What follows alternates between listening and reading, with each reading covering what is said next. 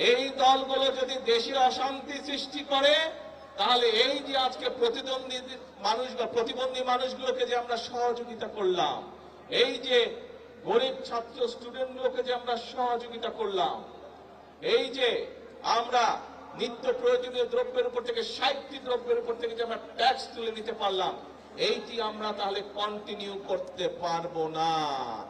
কাজেই যারা এসব কাজে বাধা দিবে কি ব্যবস্থা করা উচিত তাদের বিরুদ্ধে? সতর্ক থাকতে হবে তাদের বিরুদ্ধে এবং জনগণকে ঐক্যবদ্ধ থাকতে হবে। বিএনপি হচ্ছে জনগণের দল। যতবারই এই দেশে নিরপেক্ষ নির্বাচন হয়েছে, যতবারই এই বাংলাদেশে মানুষ স্বাধীনভাবে ভোট দিতে পেরেছে, প্রত্যেকবার মানুষ ধানের শীষকে বিজয় করেছে। এবং এই যে মৌলভীবাজারের যতগুলো বড় বড় রাস্তাঘাট, স্কুল, কলেজ দেখেছেন, খোঁজ করে দেখুন, এগুলো সব বিএনপি মরহুম সাইফুর রহমান সাহেবের সময়ে।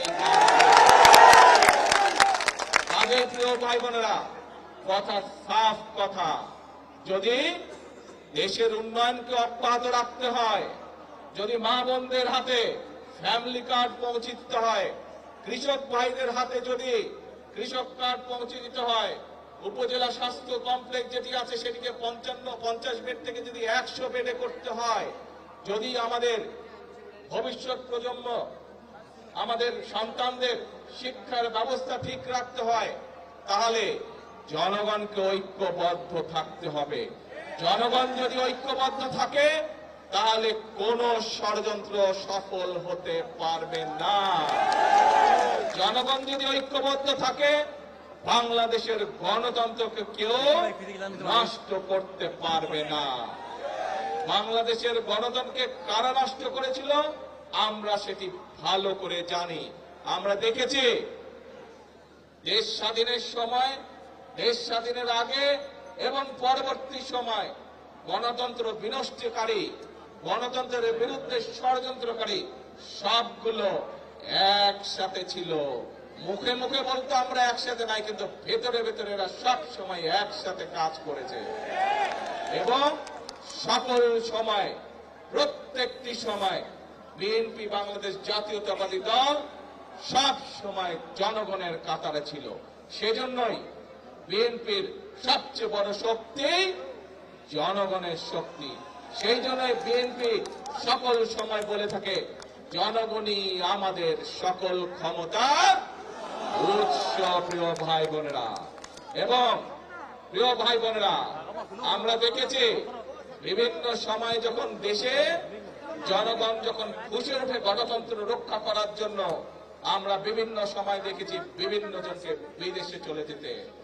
খালেদা জিয়া আপনাদেরকে রেখে কোথাও যায় না। খালেদা জিয়া আপনাদেরকে রেখে কখনো কোথাও যায় নাই। খালেদা জিয়া বলেছিল, বাংলাদেশই হচ্ছে আমার প্রথম ঠিকানা, বাংলাদেশই হচ্ছে আমার শেষ ঠিকানা।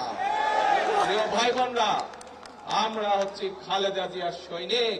কাজে বাংলাদেশই হচ্ছে আমাদের প্রথম ঠিকানা, বাংলাদেশই হচ্ছে আমাদের শেষ ঠিকানা। আমাদের একটাই কাজ, বাংলাদেশের মানুষের ভাগ্যের পরিবর্তন। আমাদের একটাই কাজ, বাংলাদেশের ভাগ্যের পরিবর্তন।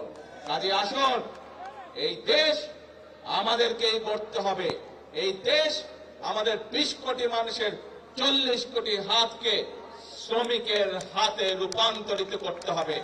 তাহলেই আমরা এই বাংলাদেশের ভাগ্যের পরিবর্তন করতে পারব। প্রিয় ভাই বোনেরা, অনেকেই ওই যে যারা বিভ্রান্ত ছড়াতে চায়, এরা আবার কি বলে জানেন?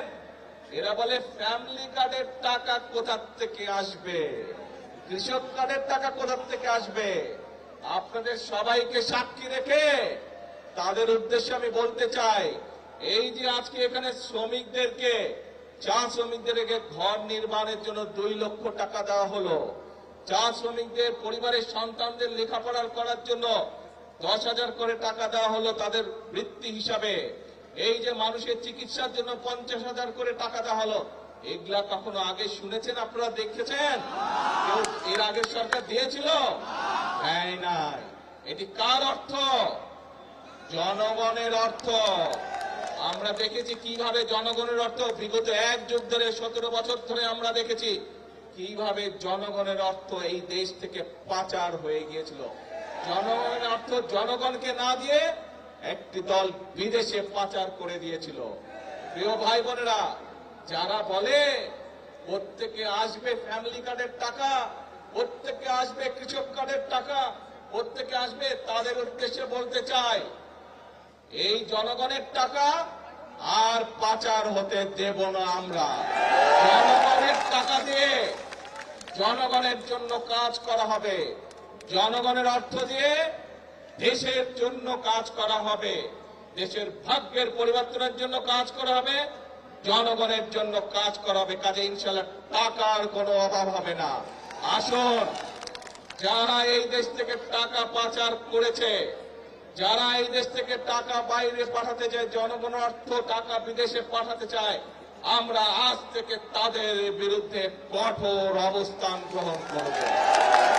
আমরা যদি সকলে চোখ কান খোলা রাখে, তাহলে এই দেশের মানুষের অর্থ সম্পদ কেউ বিদেশে পাচার করতে পারবে না, এবং সেই টাকা দিয়ে আমরা সকলে মিলে পরিশ্রম করব এবং সেই অর্থ দিয়ে আমরা দেশ এবং দেশের মানুষের ভাগ্যে পরিবর্তন করব।